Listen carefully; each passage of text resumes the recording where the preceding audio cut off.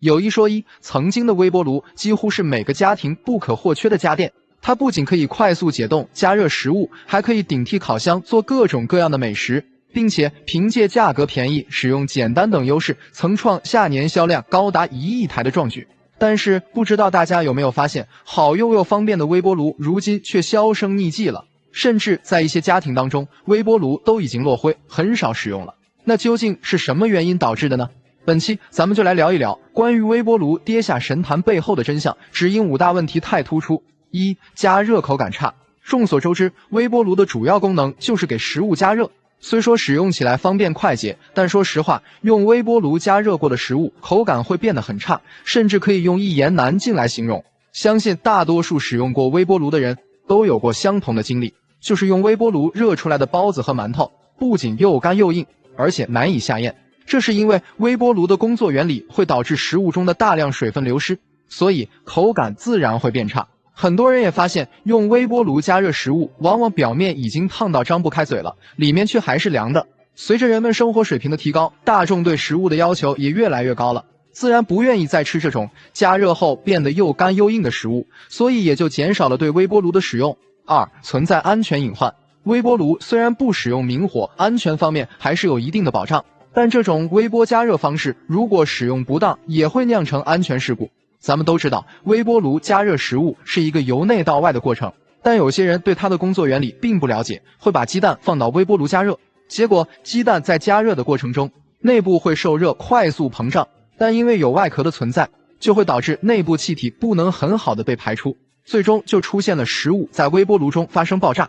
网友熊大等我怪我年少无知，哈哈，第一次用微波炉就喜提炸弹。搜了一下相关案例，确实很危险，有烫伤脸甚至眼睛的，这是常识，一定不能用微波炉热鸡蛋。此外，像有些含有盐离子的水果，还有辣椒、饮用水等食物，也不能放置微波炉加热，同样存在安全隐患。3、使用限制多。当然，微波炉除了对食材有要求外，其实对于盛放食物的容器也有一定的限制。首先，微波炉里是不能放金属制品的。如果使用金属制品盛放食物加热，会容易出现微波炉短路的情况，从而引起火灾。还有，微波炉里也不能使用塑料制品，因为塑料制品在加热过程中会激发释放塑料中的有害物质，对身体健康会带来危害。所以很多人会觉得微波炉使用起来太过麻烦了，这也不能热，那也不能热，索性就直接放弃了。4、功能太单一。虽说近些年微波炉也在不断改良，甚至还有换代的趋势，很多新式微波炉除了常见的加热功能外，还增加了烹饪功能。但实话实说，用微波炉做出来的饭菜口感并不理想，甚至可以说很难吃，这和它由内而外的加热原理分不开。所以即使微波炉厂家在不断的升级改良，大家也普遍只是用它来加热饭菜，这种单一的功能和需求性也最终导致了它的没落。5、替代品的出现。随着家电行业的发展，市场上出现了越来越多可代替微波炉的其他家电，比如说蒸烤箱、微蒸烤一体机、多功能料理锅、空气炸锅等等。不得不说，这些竞品家电功能上更加丰富，更能满足现在人们的生活方式。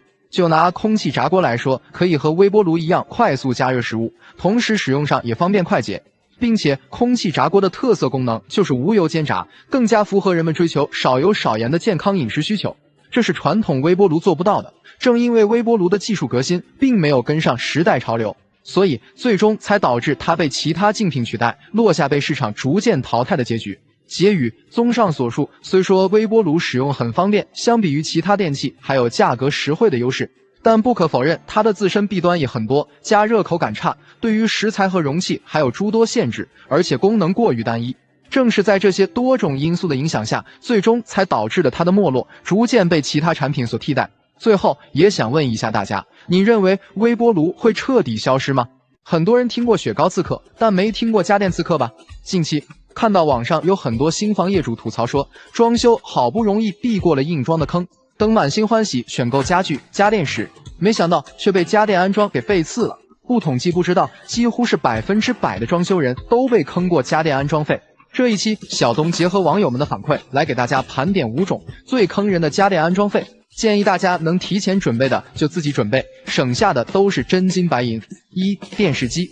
现在买电视，不管是线上买还是线下实体店买，只要是品牌的都会打出免费安装的服务口号，很多业主因此麻痹大意，直接付了全款。结果等到安装时才发现，安装是免费的，但上墙的电视挂架需要额外购买。安装师傅还会跟你说，电视配套的普通挂架使用不方便，后期出了问题还不好检修，让你买他推荐的可活动可伸缩的，价格收费400-500。很多普通家庭买个75寸电视才花3000块，结果安装个电视挂架还要额外花了几百块，直呼伤不起。网友@XR 的日常，我家就是买个75寸电视上墙安装需要2个支架，我自己买的支架，安装师傅说装了会倾斜，让我买他们带的，一个支架500块，2个支架就是1000块，这太坑了吧。网友萤火虫安装电视的坑我踩了，材料费、人工费还有安装机顶盒的线，总共花费260加100加120。师傅告诉我，不安线以后安装机顶盒的时候，就得把电视搬下来。好家伙，安个电视花了500大洋。洗衣机，虽然买洗衣机安装是免费的，但用到的配件同样也是收费的。就拿常见的洗衣机洗烘套装来说，很多家庭为了提高空间利用率，基本都会选择叠放安装。结果等到安装时才发现，中间的隔板支架要收费，接连排水的水龙头要收费，水管加长要收费，一套下来少说几大百。最坑人的还有洗衣机下方的托架，说了为了方便清理卫生，一个支架敢收你300块，还说是官方统一价格。网友福娃，装修真的到处都是坑。我家买的洗烘套装总共花了8000块，结果师傅安装完才知道还要额外支付920块。其中包括底部活动支架350，中间隔板360，水龙头180，水管30，妥妥的安装刺客。小东建议，安装洗烘套装需要额外收费的配件有活动支架、隔板支架、水龙头、水管，建议自己提前准备，可以节省1/3的费用。油烟机，油烟机也有额外收费项目吗？当然有，一般情况下安装油烟机是免费的。但大部分安装师傅在安装油烟机时都会让你升级不锈钢排烟管，通常会告诉你说自带的铝箔烟管不好用不住，换成不锈钢烟管更耐用，时间长了也不担心跑油烟。一个不锈钢烟管价格要400-500块，你说你换不换？如果你嫌贵，还会说原配的管子可以回收，抵100块，这神操作也是绝了。还有，如果你没安装烟道止逆阀，一个杂牌的敢卖你120块，网上买一样的才30-40块。小东建议，其实原配烟管没必要换，如果真担心质量不行，想换不锈钢烟管，也可以自己提前买。烟道止逆阀也建议提前网购，在瓦工施工时顺手就安装上了。空调，被空调安装费背刺过人应该不在少数吧？如果你家是高楼层安装，收高空作业费，这个确实合理，没啥可争议的。但杂七杂八的辅料收费，其中有不少是比较坑的，什么空调支架、接水盘、漏电保护器、外机减震垫等等，还有墙面打孔、拆卸纱窗、铜管加长，这些费用你要是不了解清楚，换句不好听的，加一起的费用很可能会被扒一层皮。网友朵朵的妈妈，救命啊！空调安装费咋会这么高？家里新装了3台空调，安装费都花了1700多，都够买一台新空调了。花费如下：高空费用300，安装架子450，小管子91米，用了6.5米，大管子110米，用了1.7米，还有接水盘300块，想想都肉疼。小东建议，空调上门安装前，建议先让师傅粗报一下价，仔细问好每一项收费项目。有些辅材可以提前买好，可减少安装费用，比如说铜管、外机支架等，网上自己买会便宜很多。燃气热水器，如果说安装隐形收费，燃气热水器排第2，那没人敢说第1，妥妥收费刺客天花板。之前在网上看到有众多网友吐槽，不安装一回燃气热水器，你根本不知道竟然会有这么多配件收费项目。安装燃气热水器收费配件如下：冷热球阀、波纹管、气嘴、装饰盖、烟管弯头、排烟管，还有打孔也是收费的，杂七杂八的加一块，没个700-800块，根本挡不住。网友无风格自装，我买的某大牌热水器里面什么配件都没有。虽然前期也做了点功课，但担心买错白花钱，就选择安装师傅自带的了。结果装完告诉我要收费650块，大写的震惊。网友小火车，家人们一定要警惕热水器安装刺客啊！我家安装花了880块，打孔2个270元，多加烟管480元，角阀60元，软管70元。装完才发现这些钱都是可以省的。小东建议，燃气热水器的配件安装前都可以自己提前买好，价格要比安装师傅带的便宜很多，至少能省下一半的费用。都说金厨淫味，想要提升家居幸福感，厨房才是应该花重金打造的地方。在我看来，厨房在设计上不仅要美观实用，同时还要考虑到便利性以及易清洁的特点。但是很多人因为缺少经验，在装修时未必会考虑得很周全，往往只有等到入住后才会发现哪些设计实用，哪些设计华而不实。本期小东结合亲身体验以及网友们的真实案例，给大家分享8个真正好用的厨房设计，缺一个都会觉得不够完美。1. 双饰面柜门。对于橱柜柜门，有人说肤感膜好看，有人说高光门好用，但真正体验过才知道，好看既好用的反而是价格最便宜的双饰面柜门。别看肤感膜柜门沉稳大气，但极易留下手印，遇到油渍更是超级难打理。再说高光柜门，虽说清洁不是问题，但表面易留划痕，在光照下会显廉价。对比之下，还是双饰面柜门优势明显，耐造抗刮，光照不褪色，价格还实惠。2. 厨房台面高低台。听劝，厨房台面有条件的都去做这种高低台，这个设计只有用过的人才知道它究竟有多实用。水槽洗菜区做90公分高度，灶台炒菜区做80公分高度，这样的台面高度设计，以后洗碗时不累腰，做饭时胳膊不酸，真的不要太舒服。3. 台面无挡水条设计。厨房台面做挡水条的意义，实际上就是为了遮丑，但你要知道，厨房空间是个重油污的区域，所以不管做任何设计，都要为清洁做减法。就比如厨房台面做无挡水条设计，不单单是为了美观，关键是胶缝2变1，后期的清洁工作瞬间减半。4. 厨房大单水槽。对于厨房洗菜盆是装单槽好还是双槽好，一直争议不断。有人说双槽一边洗菜一边洗碗更卫生，也有人说单槽容量大更实用。但有一点是不争的事实，就是大尺寸的双槽一定会占用台面操作台空间，所以在我看来，还是单槽是最佳选择，起码不会出现双槽洗不下锅、水到处溅的情况。另外，再搭配个沥水篮，同样能兼顾一边洗菜一边洗碗的功能。5. 吊柜下方加装补光灯。这个小设计，很多人在装修前期都很容易忽略。经常下厨的人都知道，无论厨房的顶灯有多亮，只要人往灶台前一站，切菜和备菜区必然是黑乎乎的一片。想要家人有更好的下厨体验和光线，就要记得在装修橱柜前期，在吊柜下方加装感应灯带，不仅可以增加橱柜的氛围感，还能弥补缺失的灯光。6. 隐藏式柜门拉手。橱柜明装拉手不仅会拉低整体颜值，而且经过橱柜时还容易刮碰，特别是装在抽屉等分层较多的地方，会显得笨重，还占空间，不好清洁。因此，很多人都选择隐形拉手设计。但要避雷的是，不做 U 型型材隐形拉手，开关柜门容易把手割伤，很鸡肋。建议做那种柜门一体式的隐形拉手。7. 地柜留一个开放格。强烈建议在装修橱柜的前期，在台面下方留一个开放格空间，用来放小推车的地方。厨房小推车谁用谁知道，它的好，用来放一些不需要冷藏的常温食品，比如洋葱、土豆，还有调料用品等等。做饭时打开柜门，把小推车拉到身边，拿取物品超级方便。平时一关柜门还什么都看不见，一点不影响美观。8. 燃气热水器做隐藏。现在基本上家里只要开通燃气，都会选择燃气热水器。毕竟相比于传统的储水式电热水器，出水量更加充足，而且是即开即热的。但想要厨房更加美观，不显凌乱，建议可以把燃气热水器隐藏设计在橱柜中。推荐选择百叶门，兼顾颜值的同时也可以透气，没有安全隐患。当然，如果不是平衡式热水器，担心影响进空气的话，最好把热水器下方的隔板去掉，这样更加安全透气。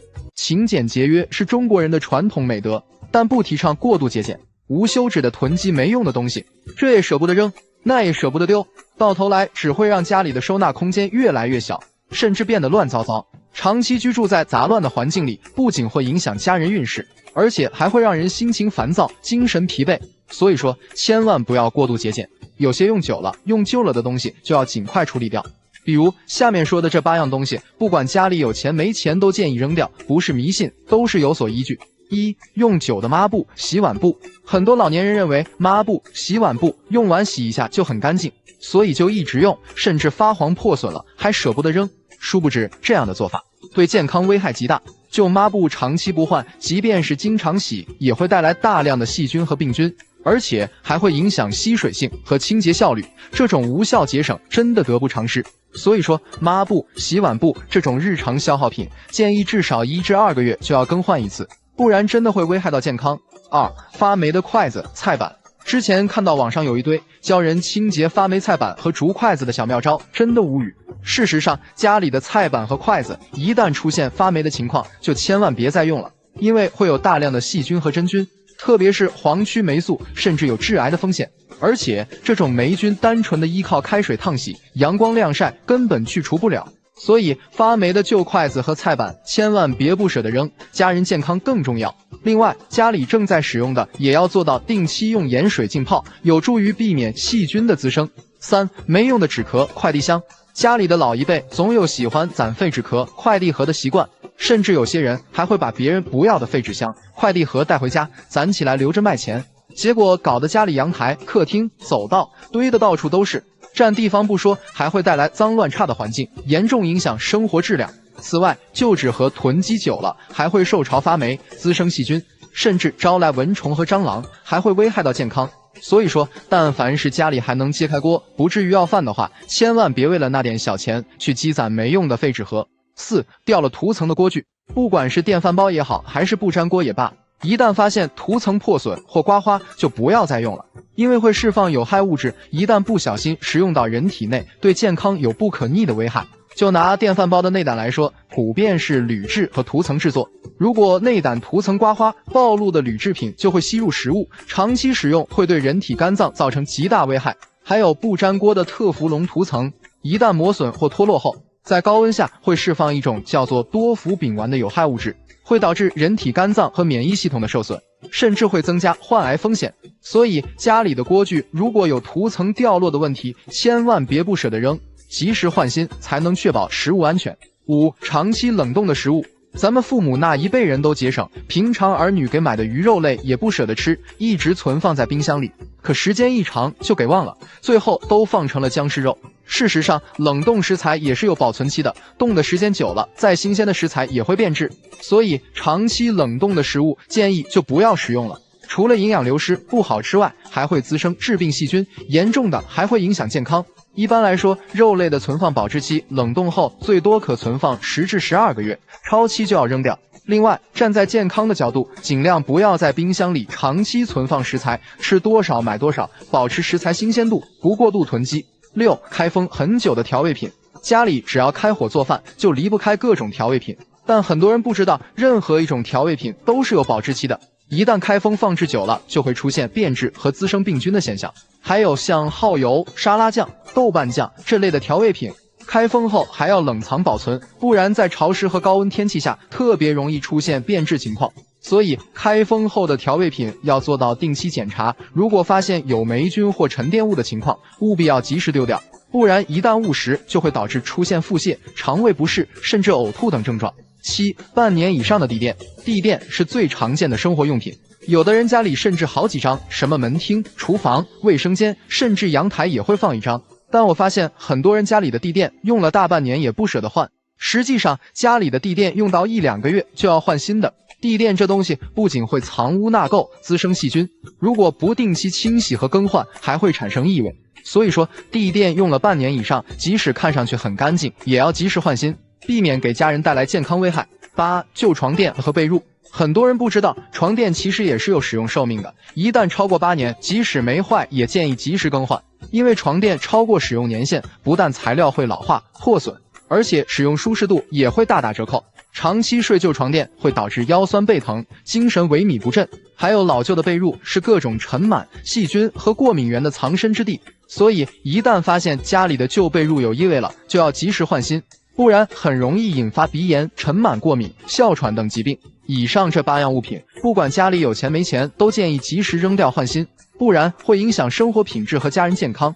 保持整洁干净的家，才能让日子越过越顺，越活越开心。说到家庭饮水设备的宠儿，首当其冲的就是管线机。凭借体积小巧、外观时尚以及温度可控、3秒出热水等诸多优势，迅速风靡饮水机市场。但随着时间的推移，管线机自身产品不足之处也逐渐显露，很多人买完就纷纷后悔，对它的诟病也随之而来。本期小东就结合网友们的反馈来分享一下管线机的4大缺陷。在我看来，这也是导致它如今跌下神坛的根本原因。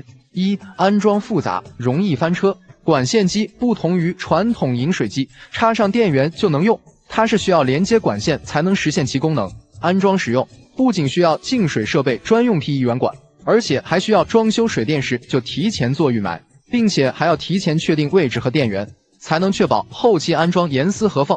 很多人对它了解不够，只是盲目跟风，结果导致安装过程频频翻车，又或是没有提前预埋水管，结果只能明装管线，严重影响美观。网友@千米有话说，装修的第一个大无语哼，安装管线机的师傅一来就说我家柜子高度不够，只能放不能挂，然后也没和我商量，就直接放在台面上上了螺丝。那我这预埋有啥用？给我柜子挖了这么大的丑洞，真是越看越窝火。网友陈小可爱，家人们，管线机安装踩了大坑了，提前预埋的管线还是外露了，隐藏不了，坐在沙发上看很明显。我家预埋的是3分的管，很硬，弯不了，预埋的50管也有点细，插座穿不过去，救救孩子吧。相信大家从上述2位网友的反馈中也不难看出管线机安装的复杂性和不确定性。2、要搭配净水器使用。为啥管线机要搭配净水器才可以使用呢？原因以下2点。第一，管线机只有加热功能，没有净化功能，如果直接接自来水使用，会有水垢和杂质的沉积，特别是内胆加热的管线机根本没办法清理，会影响管线机使用，也会增加它的故障率。第二，管线机也无过滤功能，自然无法过滤水中的危害物，如化学污染物、余氯以及重金属等，所以水质也不符合指引的标准。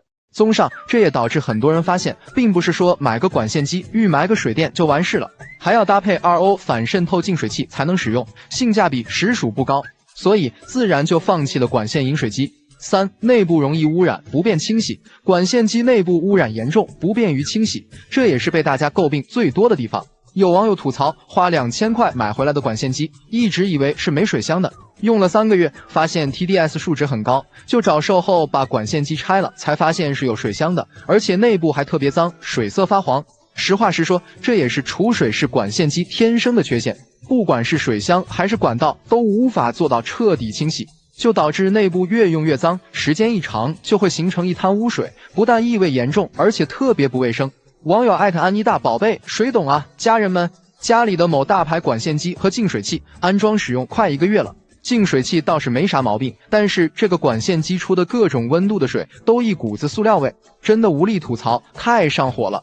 网友去你的人生，当初安装管线机就是方便省去厨房接水，但这玩意夏天只要几天不用，那个水喝了真想吐，塑料味太严重了。说实话，就一个烧水壶功能花大几千，真的是浪费钱又鸡肋，关键还喝不到好水，劝你大冤种别当。此外，据我了解，很多人不愿意选择管线机，还有一个原因就是担心存储在管道里的水会被反复加热，形成所谓的千滚水，不利于健康。4、价格贵，性价比低。虽说管线饮水机有着诸多优点，而且外观时尚，但它的价格也真心不便宜。搜索各大电商平台不难发现，品牌入门级的管线机也要1000元以上，并且还有搭配净水器一起使用，一套安装下来少说也要4、5千块，这也是让普通收入家庭望而却步的根本原因。人们最初购买管线机的目的，无非是为了满足日常饮水需求，但市面上有很多平替管线机的产品同样能做到，比如恒温热水壶、冷热饮水机、茶吧机，价格更实惠不说，也一样能实现保温和加热。所以如果是你会怎么选？答案一目了然。总的来说，这个管线饮水机就是个花钱贵又很鸡肋的产品，大家在吃亏上当以后，最终也回归理性，都纷纷转向性价比更高的其他饮水设备，所以管线机市场销量下滑，不受业主们的待见了，也是必然的结果。在此，小东也奉劝大家，如果打算购买管线机，一定要提前做好功课，能接受上述这些缺点再考虑入手，以免买完就后悔，白花了冤枉钱。中国家庭都有一日3餐下厨的习惯，厨房烟机选不对，那真的是很糟心。我家之前跟风买的油烟机，没用上3年，各种问题不断，吸力越来越弱，噪音大不说呀，一到饭点还总能闻到邻居家炒菜的油烟味儿。为了解决油烟的困扰，我花了3天时间查询了大量的资料，期间呢也对比了市面上多款热门烟机的型号，终于搞清楚了烟机到底该怎么选。我总结了5条黄金标准，认真听完能让你少踩很多坑。1. 看风量，理论上来讲呢，风量是越大吸力就越好，所以呢咱们买大不买小，这是最基本的选购标准。不过呢需要注意的是目前有2个执行标准，如果您的烟机是新国标，风量至少是大于等于7立方米为合格。如果是旧国标呢，那么建议选择大于等于22立方米以上的，这样即使是爆炒也不用担心跑油烟。2. 看风压，风压的大小它决定了邻居炒菜时油烟会不会倒灌进您家。很多人都搞不懂风压该选多大合适。其实呢，有一个很简单的参考标准，就是用您家小区的总楼层减去您家的楼层，然后根据楼层差进行选择。不过呀，风压也牵扯到了新国标的问题。现在很多品牌呢只标注最大静压，不给风压了。所以呢，如果您家楼层差较大的话，就建议选择静压值在600帕以上的。3. 看自清洁，烟机的自清洁非常重要。如果清洁不到位的话，长期下来油污堆积，影响吸力不说呀，电机负荷增大，噪音呢也会越来越大。现在很多油烟机都打着免拆洗的旗号，实际上呢就是普通的水洗自清洁，光靠水流的方式进行冲洗，效果甚微。到头来呢，您还是要请人上门清洗，一次呢少说300-400块，遇到不规范的还容易拆坏机器。所以呢，不想踩坑的宝子们，建议认准搭载高温蒸汽洗功能的，才能更好的融化油垢。像我家新换的这台美的蒸汽洗 AK5 Pro， 就是因为老烟机堵住了，洗也要钱，干脆换这种蒸汽洗的了。这里呢有一个蒸汽洗的按键，打开之后，它先是110度超高温蒸汽溶解油污，再是超高压持续冲刷，把剥离开的油垢快速带走。而且呢，它采用的还是3D 多孔喷头。特点是高覆盖面无清洁死角，清洁后的效果跟新的一样，能保持油烟机持久大吸力。4. 看智能化功能，拥有智能化程度高的油烟机建议您优选，会大大的提高下厨的体验感。比如常见的烟灶联动、挥手制控这2大功能就非常的实用。烟灶联动呢，就是打开燃气灶时，油烟机会自动的开启。这一项功能呢，对于经常炒菜忘记开油烟机的我来说呢，是相当的友好了。挥手制控呢，是直接挥手就能控制油烟机的开关，也是很实用的。咱们平时洗菜做饭开关油烟机都是无需用手接触的，一顿饭下来，手和烟机都是干干净净的，省去了后期清洁烟机的麻烦。5. 看品牌售后，厨房烟机是耐用品，一用就是10年8年的，品牌售后同样重要。不建议您去选那些不知名的杂牌烟机，低价成本的杂牌烟机基本上是没有售后的，用坏了只能扔掉。所以呢，建议宝子们认准像老板、方太、美的这样的一线品牌，市场占有率高，品质和售后呢更有保障。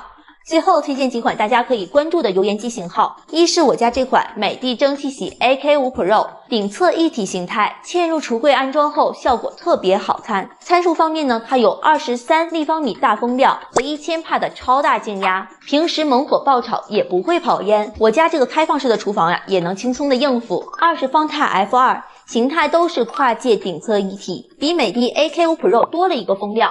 不过没有高温蒸汽洗的功能，颜值质感要好一些，两者的价差在2000左右，大家可以根据自己的预算进行选购。说到洗碗机与手动洗碗相比，不仅油污去除的更彻底，不残留洗洁精，而且还自带消杀烘干功能，让清洗后的餐具更加干净卫生。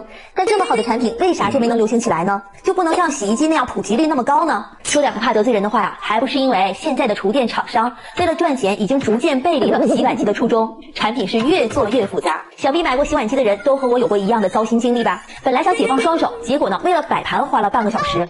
本来想方便爸妈，结果操作太复杂，导致他们用了2次就不想再用了。关键的是这些机器还越来越贵，各种花里胡哨的附加功能，什么母婴洗、软水洗，又是 App 操控，除了消毒功能，再给你套一个重复的除菌功能，只是为了给产品的溢价增加一个噱头，也不怪被那么多人称为是智商税。当初呢，因为不懂，也是盲目跟风，买了贵价的大牌，结果是吃了大亏。其实呢，选购洗碗机真的没有那么复杂。作为换过3台洗碗机的家居博主给大家说点选购干货。买洗碗机就看这4点就足够了。1. 看容量够不够大，这个不难理解吧？就是安装空间允许，在功能差异不大的情况下，洗碗机的容量能买多大买多大，千万别顾虑什么废水问题。现在呢，只要是品牌的洗碗机，基本上都可以实现分层洗。为啥要买大不买小呢？因为你要知道不管你家几口人，做饭的时候除了碗碟，总还有锅盆吧。如果你家的洗碗机连锅盆都放不下，还得分开洗，甚至要单独的手洗，那你买洗碗机的意义是什么呢？2. 看操控够不够简单，说白了就是对老年人是不是很友好。像现在很多年轻人为了表孝心，给父母买了很高级的滚筒洗衣机，光是按键和洗涤程序就10几20个，结果导致老人不会用也不敢用，生怕操作不当用坏了。所以呢，咱买洗碗机一定要认准那种操作简单的，就是一键就能实现清洗全流程的，这样才够省心。3、看喷淋方式，洗碗机的喷淋系统决定了是不是能够做到全方位、无死角、彻底的清洁。所以这个喷淋臂一定是越多越好，能选3个的就不选2个的，能选上中下3层设计的就不选只有上下2层设计的。4、看烘干方式，目前呢，主流洗碗机的烘干方式就是热风烘干和自动开门烘干2种。热风烘干效率快，性价比高；自动开门烘干呢，优势就是高效节能。但是如果是南方用户，每年都会经历回南天、梅雨季，就不要选自动打开舱门烘干的，更推荐选择热风烘干的，没有卫生隐患。总之呢，还是那句话，如果厨电商家全部都回归初心，洗碗机也不至于被消费者打上智商税的标签。这一期视频也想给那些时而不华的品牌鸣个不停，相信不少朋友肯定都听说过以极致性价比著称的华菱空调吧。其实呢，华菱在洗碗机的赛道上也深耕多年了，近期呢，他家就推出了一款把本质功用放大到极致的洗碗机 Air15。如果你真是懒人，不想花时间又不想花冤枉钱，那趁着双11大促期间可以直接抄作业。